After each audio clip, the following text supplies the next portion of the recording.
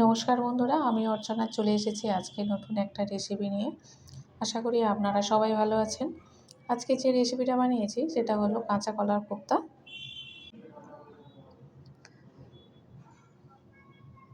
অনেক দিন ধরে ভাবছিলাম যে কাঁচা কলা দিয়ে কি করা যায়, কয়েকটা কলা বেশ রয়ে গিয়েছে।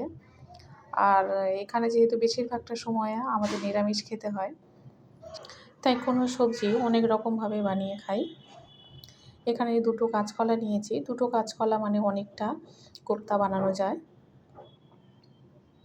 একটাতেই তাই অনেকগুলো হয়, আর দুটো নিয়েছি, অনেক বেশিই বানানো যাবে। যাই হোক, প্রথমে কলা আমি ছাড়িয়ে নিয়েছি, নিয়ে তার মধ্যে আলু দিয়েছি, কুকারের মধ্যে দিয়ে দিলাম, দিয়ে এটা ভালো করে সিদ্ধ করে নিতে হবে। সিদ্ধ করে আমি জল ঝরিয়ে রেখেছি।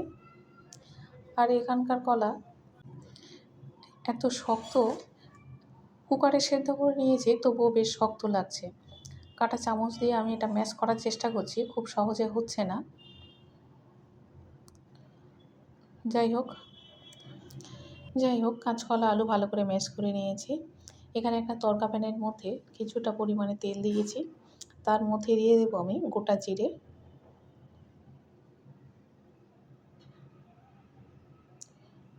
দিয়ে দিলাম জিরে।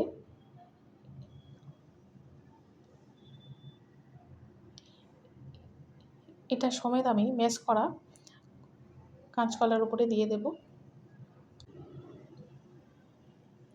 আরও এর মধ্যে কিছু মশলা দিয়ে দেব।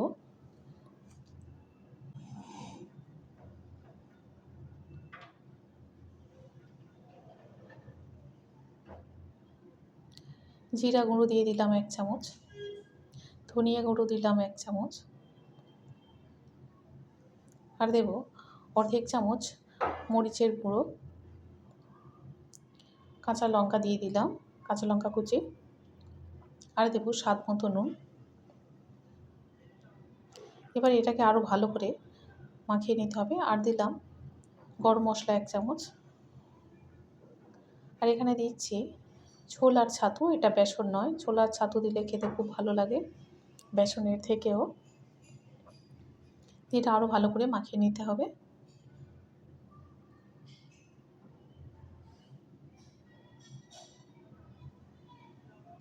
কলা এত শক্ত যে এটা ভালো করে চটকে না মাখালে ঠিক হবে না।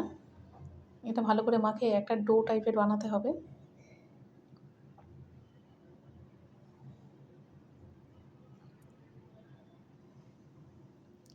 এটা মাখিয়ে নিয়েছি। এর উপরে একটু সরিষার তেল দিলাম। এটা আধা ঘন্টা রেখে দেব। আধা ঘন্টা পরে আমি রান্না করব। এরপরে নিয়ে নিচ্ছি জিরে, ধনে, শুকনো লঙ্কা, তেজপাতা, এলাচ, দারচিনি, লবঙ্গ নিয়ে একটু অল্প করে কড়াই নেড়ে নেব।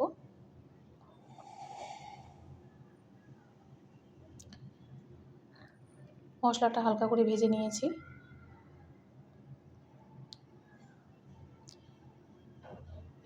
মশলাটা ঠান্ডা হয়ে গিয়েছে, তার সঙ্গে নিয়ে নিয়েছি কাঁচা লঙ্কা, পেঁয়াজ, টমেটো, এটা একসঙ্গে পেস্ট করে নিতে হবে। ফিরে এলাম আধা ঘন্টা পর। হাতের মধ্যে একটু সর্ষের তেল দিয়েছি, অল্প অল্প করে লেচির মতো নিয়ে একটা শেপ দিয়ে দিচ্ছি। এটা গোলও হতে পারে, আর চ্যাপ্টাও করে নিচ্ছি। এটা পছন্দ অনুযায়ী আমি নিয়েছি। এইভাবে সবগুলো কোপ্তা আমি বানিয়ে নেব। দেখুন, সবগুলো কোপ্তা আমি বানিয়ে নিয়েছি। এদিকে তেল গরম হয়ে গিয়েছে, একটা একটা করে কোপ্তাগুলো আমি দিয়ে দিলাম। কোপ্তাগুলো আমি ছেড়ে দিচ্ছি। একটু হাই ফ্লেমে রাখতে হবে।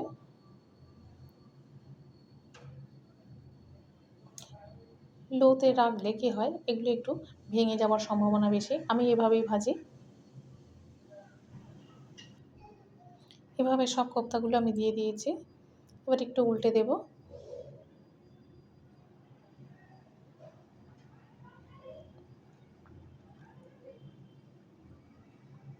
একটা কাঁটা চামচ দিয়ে একটু উল্টে দিতে হবে, যেহেতু অনেকগুলো দিয়েছি। এভাবে একটা একটা করে আমি উল্টে দিচ্ছি। কোপ্তা এভাবে বানালে খেতে খুব স্বাদ হয়।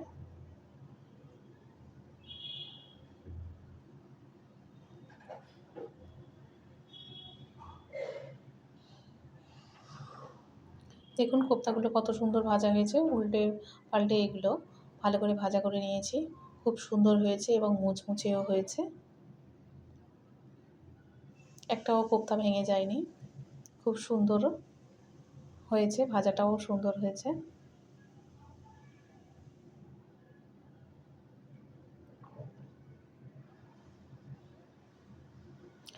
এভাবে বাকি কোপ্তাগুলো ভেজে নিয়েছি। এবার কড়াইতে কিছুটা পরিমাণে তেল দিলাম, তার মধ্যে দিয়ে দিচ্ছি তেজপাতা, শুকনো লঙ্কা,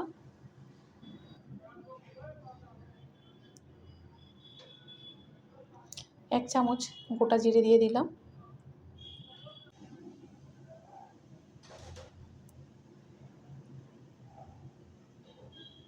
এবারে দেব যে মশলাটা আমি পেস্ট করে রেখেছিলাম সেটাও এর মধ্যে দিয়ে দিলাম।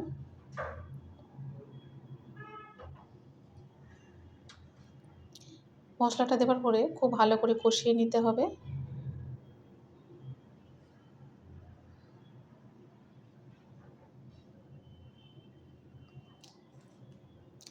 অনেকটা মশলা আর তেলটা যেহেতু খুব কম দিয়েছি, তা ভালো করে একটু কষিয়ে নেব, বারবার নাড়তে থাকবো।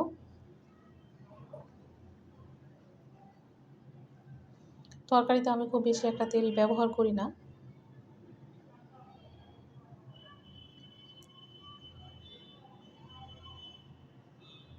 এভাবে বারবার নাড়াচাড়া করে মশলাটা কষিয়ে নেব।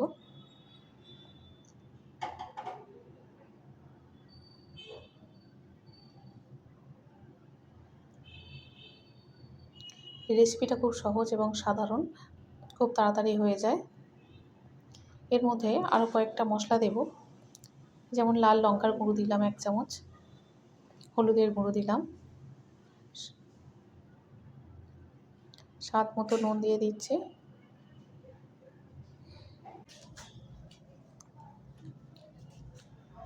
সামান্য একটু চিনি দিয়েছি। দিয়ে এটা আবার ভালো করে কষিয়ে নিতে হবে।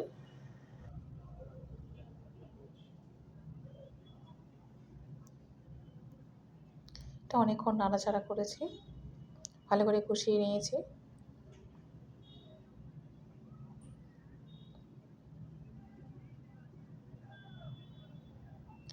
এভাবে নাড়াচাড়া করে মশলাটা প্রায় শুকনো হয়ে গিয়েছে, জলও কমে গিয়েছে, মশলা থেকে যে জলটা বেরোয় সেটাও কমে গিয়েছে।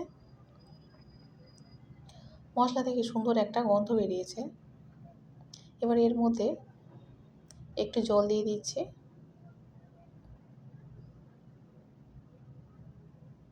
মশলা ধোয়া জল একটু এর মধ্যে দিয়ে দিয়েছি।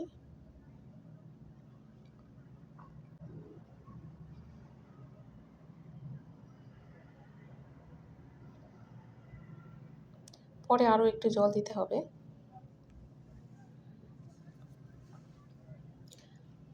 আরও একটু জল এর মধ্যে দিয়ে দিলাম।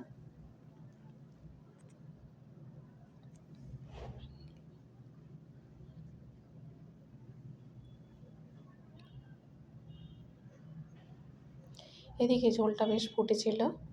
এর মধ্যে একটা একটা করে কোপ্তাগুলো দিয়ে দিচ্ছি। কোপ্তাগুলো এত সুন্দর হয়েছিল, ঠিক যেন চপের মতো দেখতে লাগছে। সব কোপ্তাগুলো আমি এর মধ্যে দিয়ে দিলাম। কোপ্তা দেওয়ার পরে বেশিক্ষণ ফোটানো যাবে না, তাহলে কোপ্তাগুলো ভেঙে যাবে।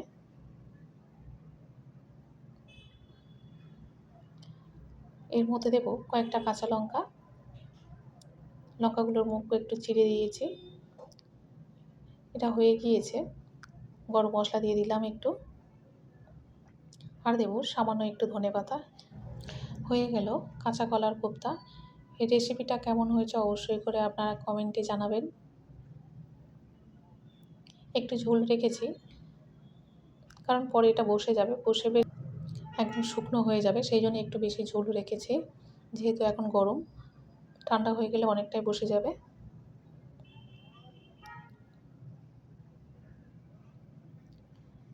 আমি অর্চনা, আপনারা দেখছেন মাইসেলফ দীপ্তেন্দ্র। অবশ্যই করে লাইক, শেয়ার এবং সাবস্ক্রাইব করবেন। দেখা হবে আবার পরের ভিডিওতে।